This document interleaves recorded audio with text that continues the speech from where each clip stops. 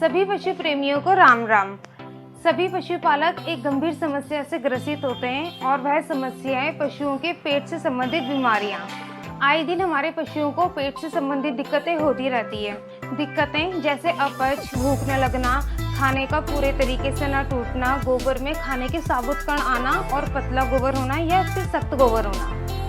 इन समस्याओं से ग्रसित पशु कमजोर होने लगता है और इनका वजन कम होने लगता है और दुधारुओं का दूध कम हो जाता है। इन समस्याओं को हल करने के लिए बहुत से लोग घरेलू तरीके अपनाते हैं, जो कि कभी काम तो कर जाते हैं लेकिन कभी कभी नहीं करते हैं। इससे हमारे पशुओं पर बुरा असर पड़ सकता है और उनकी रोग प्रतिरोधक क्षमता भी कम हो जाती है। जैसा कि हम जानते हैं, पशुओं के पाचन तंत्र के कई हिस्से होते हैं और गाय को तंदुरुस्त रखने के लिए सभी हिस्सों का सुचारू रूप से कार्य करना अनिवार्य है।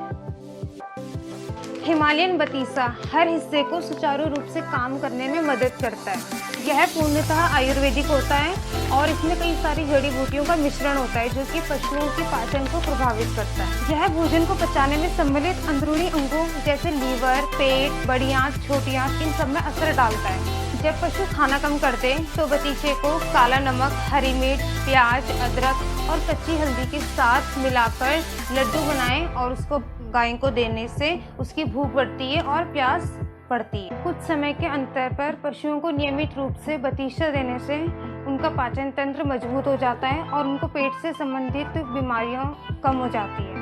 पहले के समय में पशु हरी घास चरते थे, जिससे कि उनकी वर्जिश हो जाती थी और तरह तरह के घास खाने से उनका पेट भी सही रहता था। परंतु आधुनिक समय में पशुओं से ये सारी सुविधाएं छिन चुकी है, जिससे कि ना तो वो अपनी वर्जिश कर पाते हैं और ना ही सारे खनिज तत्व उनको प्राप्त हो पाते हैं। इसलिए अब हमें पशुओं को दूसरे तरीके से जरूरी खनिज तत्व देने पड़ रहे हैं। इससे उतनी मात्रा में तो नहीं, लेकिन लगभग मात्रा में उनको प्राप्त हो जाता है।